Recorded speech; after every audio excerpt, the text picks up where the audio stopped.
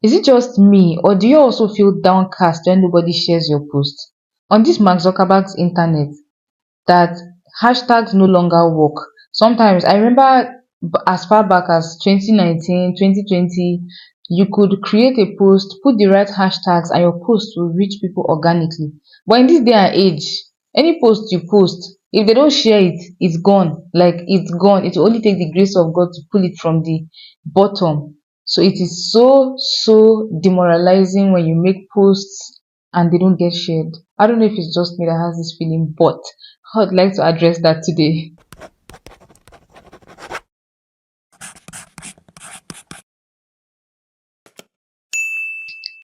Hi, my name is Candy. You're welcome to my channel.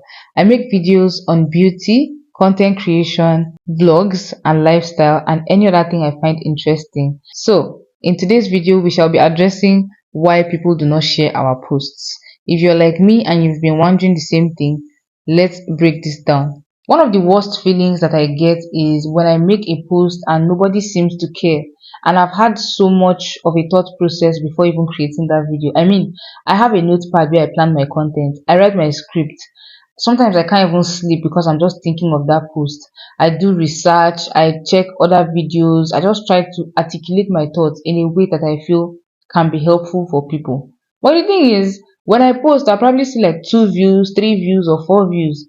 And sometimes your family or your friends will share out of obligation because you even forwarded it to their DMs like, please help me share so that maybe your contacts can actually watch.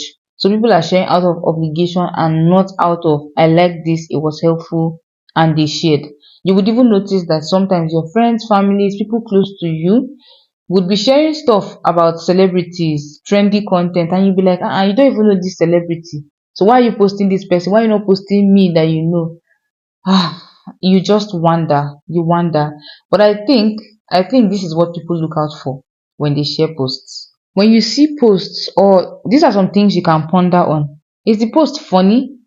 Is it relatable? How does it make people feel? Is it smart? Is it funny? Is it wise? Is it trendy? And how does it help others? I mean, think about it. What is your most shared video or your most engaged piece of content?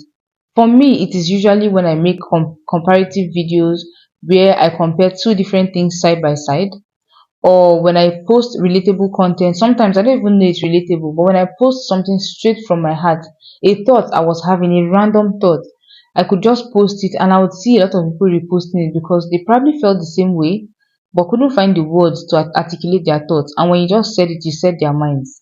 So those are the kind of content that people share from my own side. So I want you to think on your own page, analyze your page or whatever platform you are using for your content. What is your most shared piece of content? Look at that content very well and try to check all these things that I said. Is it helpful? Is it funny? Is it relatable? How does it make people feel?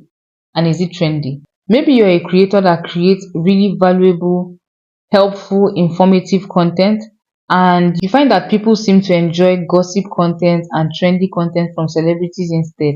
That's because sometimes what these celebrities talk about makes people feel like, okay, this person is a real person and I can relate. Look at the likes of Aproko Doctor, motivational speakers, preachers, and all those kinds of people. These are people that create content that people can relate to.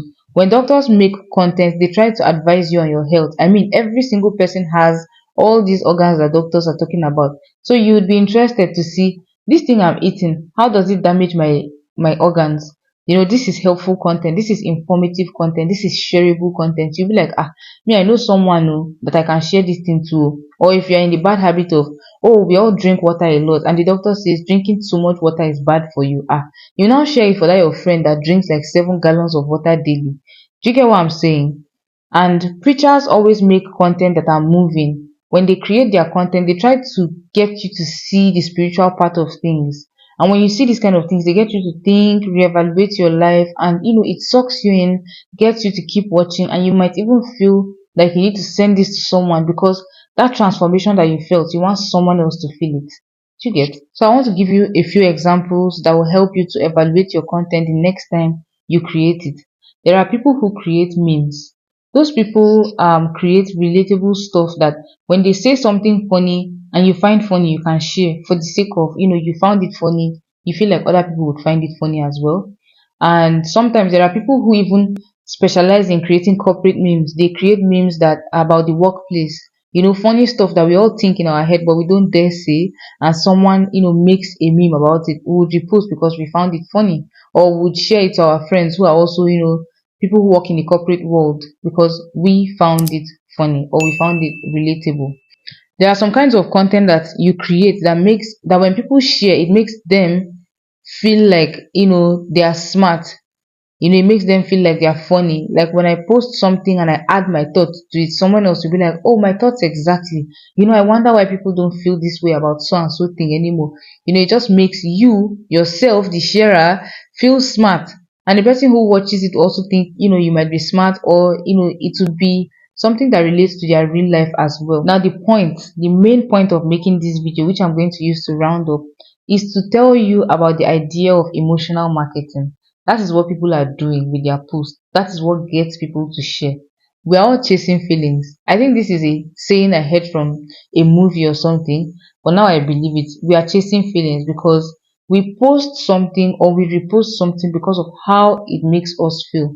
You could feel anger, someone could trigger you with their post and you share it and add your thoughts to it. But they got you to share it because they played with something. They touched your anger nerve. So, we are chasing feelings. Try to look at the emotional side. Try to look at your post and say, how is this going to make other people feel? How is this going to make my viewers, my subscribers, or whatever it is? How is this going to make my audience feel?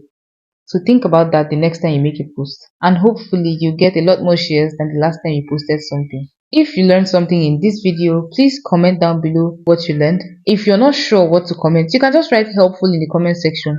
And one thing that really helps me is when you like my videos. Don't forget to share, please. I mean, this video is trying to teach you how to share people's content, or trying to teach you how people feel when they see your post and what pushes them to share content. So please, if you learned something, that means my video was helpful for you. So please hit the share button. Thank you very much. Do not forget to also subscribe, and I'll see you in my next video. Bye.